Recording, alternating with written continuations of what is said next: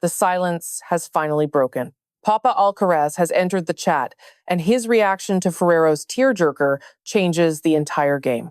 Look, I've been glued to the tour for decades, figuring I was immune to the shocks. You know the drill, coaching merry-go-rounds, toxic splits, open warfare on the court. That's just business as usual. However, the saga between Carlitos and Juan Carlos, it's been gnawing at my gut because the pieces of this puzzle just don't fit. So finally, following weeks of absolute radio silence, while the whole world was busy tossing accusations around, the patriarch of the ALCARAZ'S clan decided it was time to step into the light. His statement was brief, just 7 words, but that tiny sentence packs a heavier punch than a 60-minute press conference ever could. Hold on, though. Before revealing the father's bombshell, we have to hit reverse, because without the backstory, none of this makes sense. Picture this. Mid-December, the breakup news hits, and the entire tennis community absolutely loses its collective mind. It was a total blindside. They had literally just put a bow on another historic run together. We're talking 2 more majors secured, finishing the year at number 1 again, and Ferrero's snagging Coach of the Year for the 2nd time. From the bleachers, it looked like paradise. Then those social posts went live, and the confusion started spreading like wildfire instantly. Why pull the plug now? Why right on the eve of Melbourne? What was the real trigger? Initially, everyone took the high road. Carlitos uploaded a touching tribute, pouring out gratitude for their shared history. Juan Carlos reciprocated, nodding to their triumphs, but he slipped in a specific line that set off alarm bells. I would have liked to continue. Suddenly, the rumor mill spun out of control. If the coach wanted to stay and they were winning, what on earth caused the rift? Journalists in Spain began turning over every rock. Whispers turned into shouts, painting a picture where Carlos Alcaraz Gonzalez, the dad, not the star, was emerging as the antagonist. He was cast as the shadow operator, the puppet master calling shots while his 22-year-old champion son sat on the sidelines. Then came Ferrero's sit-down with Marca. And wow, did things get messy fast. He took the gloves off completely.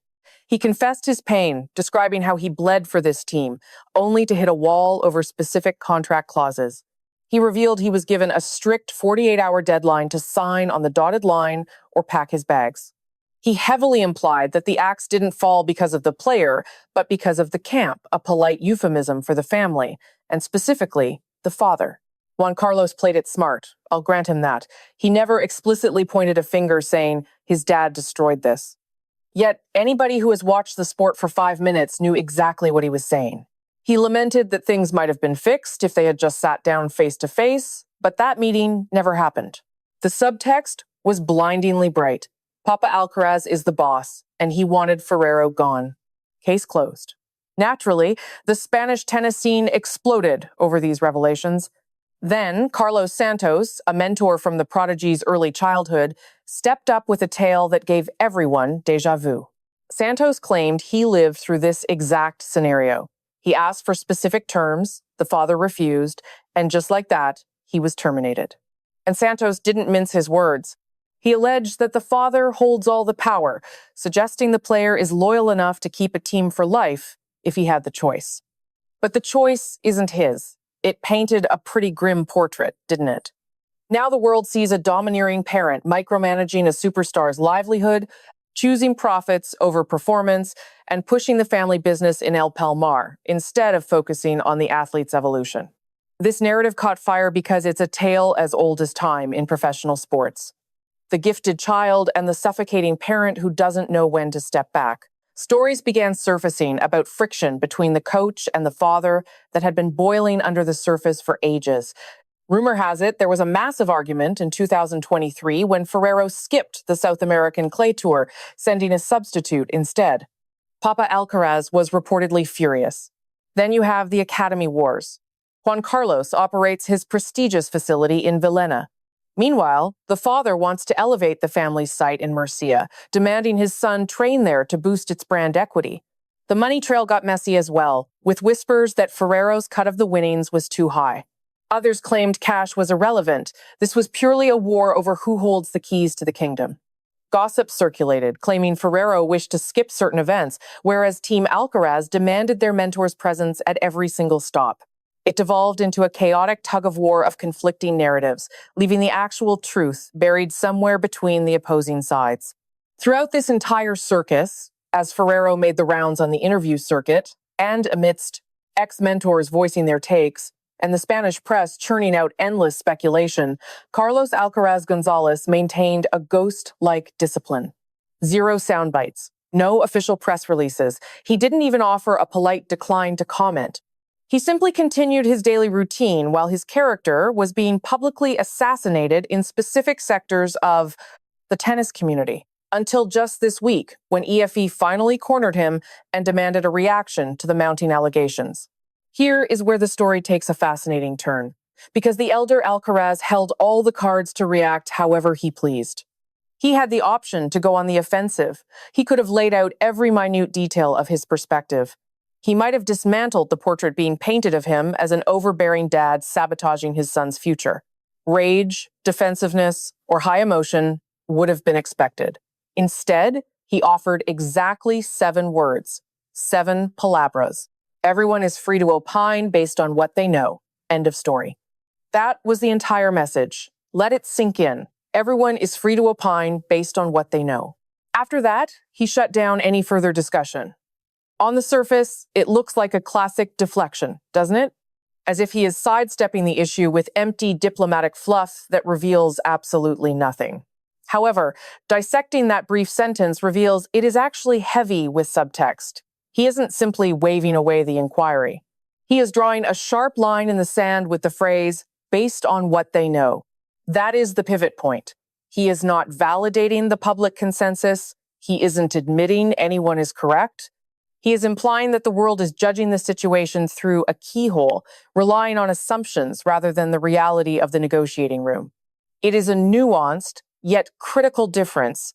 Effectively, he is hinting that the chorus of critics, and perhaps even Ferrero, are missing the complete puzzle. Consider the mindset behind that reply. When someone knows they are in the wrong or have blundered, they typically lash out or drown you in excuses to justify their behavior. They feel a desperate compulsion to vindicate themselves, to argue their innocence, and force you to see their truth. But the patriarch of the Alcaraz clan avoided that trap entirely. He coolly acknowledged that people can think what they want, while quietly signaling that their thoughts rely on fractured facts. There is also an undeniable elegance in his refusal to descend into a public street fight. Ferrero chose to speak his piece. He is entitled to that. He has a brand to defend and his own narrative to spin. Yet, for the elder Alcaraz to holster his weapon, choosing not to return fire with his own dramatic retelling, the saga demonstrates a level of discipline that, frankly, surprised me considering the vitriol thrown his way. However, one thing about this fiasco gnaws at me, preventing me from swallowing the mainstream story hook, line, and sinker. We are completely in the dark regarding the actual contents of the deal Ferrero rejected. The specific stipulations or deal breakers that shattered the negotiations remain a mystery. Even the coach admitted he would not disclose the granular details of their discord. Consequently, how can any spectator claiming to be an expert determine if the Alcaraz family's demands were rational? Permit me to play the contrarian for a moment and explore scenarios that cast the father's choices in a new hue. Suppose Ferrero demanded contractual power that would have granted him excessive dominion over Carlos's path. Perhaps there were fundamental clashes regarding physical preparation or the calendar that the family deemed detrimental to the prodigy. Consider if the rumors of his absenteeism were actually well-founded. Imagine a coach skipping an increasing number of tour stops while demanding elite-level pay, leaving the family craving a full-time commitment. Reports from various corners confirmed that Ferrero was appearing less frequently. He sat out the South American leg in 2023.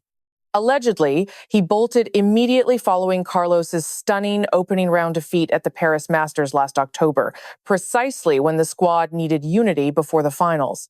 Carlos Santos, the mentor from the early days, explicitly stated the separation revolved around monetary disputes and an inability to align on the actual hours dedicated to Carlos during competitions. If your primary guide is physically absent during critical moments, is it truly outrageous to demand a new contract structure? Then there is the Academy controversy, where critics paint the father as avaricious, allegedly leveraging his son's stardom to boost the family enterprise in Murcia. But let's look at the roots. Carlos is a son of El Palmar, through and through. They didn't just stick a plaque on the wall. The local training center is literally christened the Carlos Alcaraz Tennis Academy. Can you really blame a 22-year-old road warrior for craving his own bed instead of living out of a suitcase? Why commute an hour to Villena when his family is right there? Even Ferrero had to admit the logic was sound. He went on record admitting that the grueling tour schedule makes home time precious for Carlos. The doors were always open for training, he insisted, but nobody was ever holding a gun to anyone's head to be there. Here is the million-dollar question. If everyone was nodding in agreement, why did the contract talks turn into a battlefield? We are definitely missing a few critical pages of this script. Flip the coin for a second. We are talking about a guy who swept the French and US. Opens in 2025. He wrapped up the season, sitting on the throne as world number 1, clutching 6 Grand Slams at the tender age of 22. Perchance the inner circle looked at that mountain of gold and decided, we can climb even higher if we switch up the gear. That is not a crime. Even the most golden alliances eventually hit their expiration date. Stagnation is the enemy. Sometimes you need a new frequency. And while the Santos parallel gets thrown around, it is apples and oranges. Santos was molding clay, teaching a rookie how to hold the racket. Ferrero stepped in when the rocket was already built and guided it into the stratosphere. Today, Carlos is a veteran warlord who knows every inch of the battlefield. Mats Wilander hit the nail on the head. The kid is grown and does not need a babysitter anymore. The job description changed, and perhaps Ferrero could not or would not change with it. But one detail sticks with me. The man in the arena, Alcaraz, has maintained radio silence on the drama, no mudslinging at his coach, his dad, or a soul. When the news broke, he dropped a class act farewell letter full of gratitude. He is out there grinding with Samuel Lopez, looking sharp, focused, and genuinely content. If his camp was a toxic wasteland and his father was pulling strings like a puppet master, surely the cracks would show in his game. But the armor is spotless. What amazes me is the speed of the mob mentality on this one. Ferrero does one emotional sit-down, claiming heartbreak, blaming the entourage, and suddenly the headline is Tyrant Dad Destroys Son. Newsflash, professional divorces are the bread and butter of this sport. The coaching carousel never stops turning, and it does not require a hero and a villain to explain a goodbye. Sometimes the deal just falls apart at the table, a fact both Ferrero and Papa Alcaraz have actually confirmed. The qualifier, based on what they know, keeps echoing in my brain because it highlights our collective ignorance. Fact, Ferrero wanted to stay on board, and the Alcaraz team said no thanks. Not at that price, anyway. We know specific clauses caused a deadlock, but the details are locked in a vault. Breaking up after a banner year is weird, sure, but it is not the first time history has seen it. Everything else? That is just us projecting our own fiction onto blank pages. And here is a thought. Maybe that silence from Papa Alcaraz was a strategic masterstroke. He likely realized that launching a defense would only feed the beast, creating a media circus right before the Australian Open. Taking the high road meant letting Ferrero vent his feelings. Let the man speak, nod respectfully, and walk away without adding fuel to the fire. There is also a Spanish flavor to this that outsiders miss, specifically regarding the tight clans of Murcia. Bloodlines running deep in a career isn't just common. It is practically the law of the land. Look at the Nadals. Uncle Tony ran the show for decades, while Papa Miguel Angel called the shots from the shadows. Did anyone brand them as control freaks? Hardly. They were hailed as the ultimate support system, the guardians of Rafa's legacy. So why is it a crime for Carlos Alcaraz Gonzalez to steer his son's ship? He is following a well-worn path. Is he actually the bad guy? Or do we just need a scapegoat because the Ferrero breakup was too shocking to process? I am not painting the father as a saint. Mistakes were likely made. Perhaps he played hardball too aggressively, or maybe giving a legend 48 hours to sign a contract was a bit cold. Perhaps the dynasty could have been salvaged had both parties swallowed their pride and met in the middle. Every single one of those inquiries hits the mark. Yet, The crusade to paint him as a villain, a career-wrecking tyrant acting on greed, feels wildly unjust when we are operating in the dark. And that curt reply to EFE? Far from dodging the bullet, it might be the rawest truth uttered in this entire debacle. The world is full of hot takes, but they are built on a house of cards and whispers. So perhaps we need to pump the brakes before we start crowning saints and condemning sinners. The next chapter is the only one that counts. Regardless, Carlos jets off to the Australian Open in mere days, hunting the final jewel for his career Grand Slam. Samuel Lopez takes the throne now, graduating from the shadows of his assistant role to the main spotlight. The machine around him, fitness guru, physio, the doc, remains locked in and unchanged. If Carlos storms Melbourne, dominates the court, and snatches that elusive Aussie crown, this entire coaching soap opera will vanish like smoke. However, should he falter? Should the ghost of Ferrero haunt his game or his posture? The critics will scream, "There it is! We knew severing ties was a fatal error. Papa Alcaraz destroyed it all." That is the brutal, unvarnished stake of this gamble. The Alcaraz legacy will be judged solely on the scoreboard, fair or not. That is a crushing amount of weight to carry. That 7-word quip feels tiny, but I believe it rips the mask off the Alcaraz family strategy. They have zero interest in winning the headlines or spinning narratives with long-winded defenses. Their eyes are locked dead on. The tennis, the grind, and letting the trophy case do all the talking. Call it iron discipline or stubborn pride. Take your pick. But ultimately, maybe we just take the man's words as gospel. Folks are free to shout their views based on their intel. And frankly, our actual intel is dangerously thin. We know a golden era collapsed. We know two camps hold two very different truths. We know Carlos is charging ahead with a fresh battle plan. The rest is just noise, guesswork, and people painting over the cracks with wild theories. So yes, 7 words breaking weeks of radio silence.